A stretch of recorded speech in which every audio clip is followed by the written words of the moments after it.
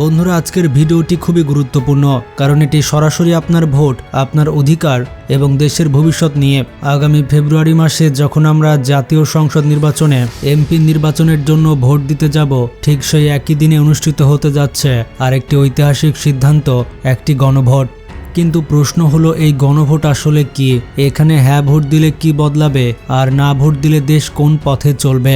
অনেকে শুধু ব্যালট বাক্সে ভোট দেন, কিন্তু জানেন না সেই ভোটের প্রকৃত অর্থ কি।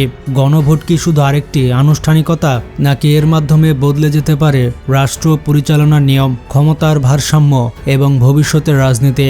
হ্যাঁ ভোট কি সত্যি বড় কোনো পরিবর্তনের ইঙ্গিত দেয়, নাকি না ভোট মানেই সব আগের মতোই থেকে যাবে? আজকের ভিডিওতে আমরা কোনো জটিল ভাষা নয়, কোনো রাজনৈতিক বক্তৃতা নয়, বরং একেবারে সহজ ভাষায় বুঝিয়ে বলবো গণভোট আসলে কি, কেন এটি এত গুরুত্বপূর্ণ এবং একজন সচেতন ভোটার হিসেবে আপনার সিদ্ধান্ত কতটা প্রভাব ফেলতে পারে দেশের ভবিষ্যতের ওপরে। তাই বিভ্রান্তিকর তথ্য নয়, গুজব নয়, সত্যটা জানতে ভিডিওটি শেষ পর্যন্ত দেখতে থাকুন। আর যারা দেশকে ভালোবাসেন তারা ভিডিওটিতে লাইক করে চ্যানেলটি সাবস্ক্রাইব করে ফেলুন। প্রথমে আসি মূল প্রশ্নে, গণভোটে হ্যাঁ ভোট বা না ভোট মানে কি? যদি হ্যাঁ ভোট বিজয়ী হয়, তাহলে দেশ পরিচালনার নিয়মে কিছু বড় মৌলিক পরিবর্তন আসবে। আর যদি না ভোট জয়ী হয়, তাহলে দেশ আগের মতোই, আগের নিয়মে, অর্থাৎ কোনো পরিবর্তন হবে না। দেশ আগের সংবিধান অনুযায়ী চলবে। এখন আসি হ্যাঁ ভোটের বিষয়টিতে। হ্যাঁ বা না ভোটের সঙ্গে সরাসরি সম্পর্ক রয়েছে জুলাই সনদের। তাই আগে জেনে নেওয়া যাক জুলাই সনদ আসলে কি। অনেকেই মনে করেন বর্তমান তত্ত্বাবধায়ক সরকার ইউনূস তার ইচ্ছে মতো একটি কাগজ লিখে দিয়ে যাবে এবং দেশ সেভাবেই চলবে, কিন্তু বাস্তবতা তা নয়। কোনো একক ব্যক্তি বা সরকার চাইলে দেশ চালাতে পারে না। দেশ পরিচালনার জন্য আইন পাশ করতে হয়, আর সেই আইনের মূল ভিত্তি হচ্ছে আপনার ভোট। এই কারণেই একটি খসড়া তৈরি করা হয়েছে, যার নাম হচ্ছে জুলাই সনদ। আপনি যদি গণভোটে হ্যাঁ ভোট দেন, তাহলে এই জুলাই সনদ কার্যকর হবে এবং সংবিধানের মূল অংশে পরিবর্তন আসবে।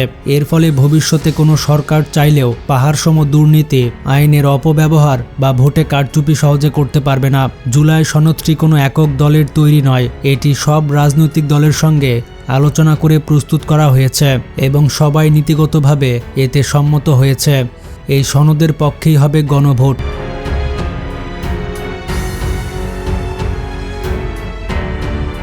হ্যাঁ বা না ভোট। যদি গণভোটে হ্যাঁ ভোট বিজয়ী হয়, তাহলে জুলাই সনদ আইন হিসেবে পাশ হবে। এবার সংক্ষেপে মূল বিষয়গুলো জেনে নে।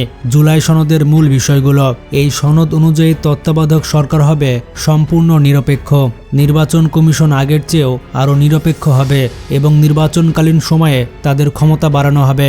বিচার বিভাগ, মানবাধিকার কমিশন, দুর্নীতি দমন কমিশনের মতো সাংবিধানিক প্রতিষ্ঠানগুলো নতুন নিয়মে গঠিত হবে। জুলাই সনদ কার্যকর হলে জাতীয় সংসদ হবে 2 কক্ষের সংসদ, যেমনটা পার্শ্ববর্তী দেশ ভারতেও রয়েছে। উচ্চ কক্ষ এবং নিম্ন কক্ষ। নিচের কক্ষে থাকবে 300 জন সাধারণ এমপি, যারা বর্তমান ভোটের নিয়মে নির্বাচিত হবে। আর উপরের কক্ষের নাম হবে সিনেট, যেখানে ভোটের অনুপাতে নির্বাচিত হবে 100 জন সদস্য। এছাড়া জুলাই সনদ কার্যকর হওয়ার পর যে কোনো বড় আইন পাশ করতে হলে নিচের কক্ষ এবং উপরের কক্ষ উভয়ের অনুমোদন লাগবে।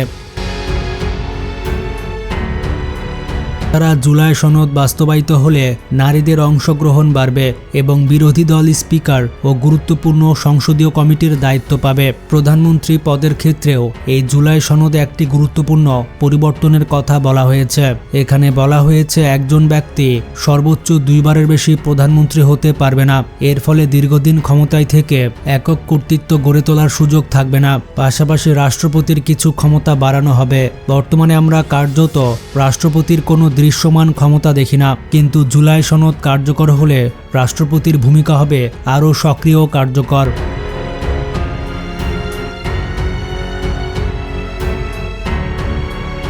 একই সঙ্গে প্রধানমন্ত্রীর ক্ষমতা সীমিত করা হবে। প্রধানমন্ত্রীর ক্ষমতা কমবে আর রাষ্ট্রপতির ক্ষমতা বাড়বে। এখন যেভাবে প্রধানমন্ত্রী ইচ্ছে মতো সিদ্ধান্ত নিতে পারেন, জুলাই সনদ কার্যকর হলে আর তা সম্ভব হবে না। ক্ষমতার উপরে থাকবে স্পষ্ট নিয়ন্ত্রণ ও ভারসাম্য। বিচার বিভাগ আরও স্বাধীন হবে এবং আগের তুলনায় অনেক বেশি দলীয় প্রভাবমুক্তভাবে কাজ করতে পারবে। এতে সাধারণ নাগরিকের ন্যায় বিচার পাওয়ার পথ আরও সহজ হবে। জুলাই সনদের আরেকটি গুরুত্বপূর্ণ দিক হলো নাগরিকের মৌলিক অধিকার আরও সুরক্ষিত করা।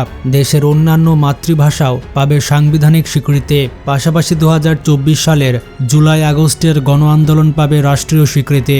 সেই আন্দোলনে নিহত ও আহতদের পরিবারকে দেওয়া হবে ক্ষতিপূরণ, পুনর্বাসন এবং আইনি সহায়তা। এগুলো ছাড়াও জুলাই সনদে আরও অনেক গুরুত্বপূর্ণ বিষয় রয়েছে, এখানে শুধু কয়েকটি উল্লেখ করা হলো। আরেকটি অন্যতম বিষয় হচ্ছে জুলাই সনদ কার্যকর হলে আর কোনো সরকার ইন্টারনেট বন্ধ করতে পারবে না। ইন্টারনেটকে নাগরিকদের মৌলিক অধিকার হিসেবে ধরা হবে। এখন আসে একটি গুরুত্বপূর্ণ প্রশ্নে, নির্বাচনের পর কি হবে? গণভোটে যদি হ্যাঁ ভোট বিজয়ী হয় তাহলে নির্বাচন শেষে ইউনূস সরকার ক্ষমতা হস্তান্তর করবে নবনির্বাচিত সরকারের কাছে। এরপর শুরু হবে 30 দিনের কাউন্টডাউন। নতুন সরকারকে 30 দিনের মধ্যেই সংসদ বসিয়ে জুলাই সনদের সব বিষয় আইন হিসাবে পাশ করতে হবে। তারা চাইলেও এর বাইরে যেতে পারবে না, কারণ এটি হবে গণভোটে জনগণের দেওয়া সরাসরি সিদ্ধান্ত। ভবিষ্যতে যদি কেউ এই সিদ্ধান্ত পরিবর্তন করতে চায় তাহলে আবার গণভোটে যেতে হবে, যা বাস্তবে খুবই কঠিন।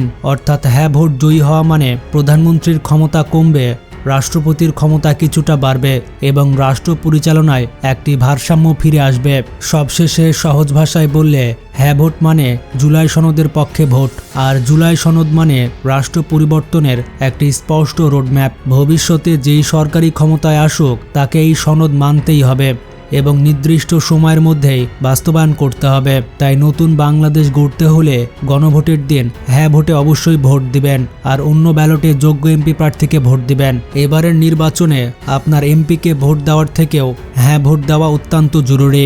যদি না ভোট কোনোভাবে জিতে যায় তাহলে স্বৈরাচার শেখ হাসিনা আবারও ফিরে আসবে এবং দেশে আবারও নতুন স্বৈরাচার তৈরি হবে। 500 বা 1000 টাকার লোভে নিজের ভবিষ্যৎ বিক্রি করবেন না। এই দেশ আমাদের, এই সিদ্ধান্ত আমাদের নিতে হবে। ভিডিওটি ভালো লাগলে অবশ্যই শেয়ার করতে পারেন। নিজে ভালো থাকবেন, অপরকে ভালো রাখবেন, আর জেনে শুনে সচেতনভাবে ভোট দিবেন।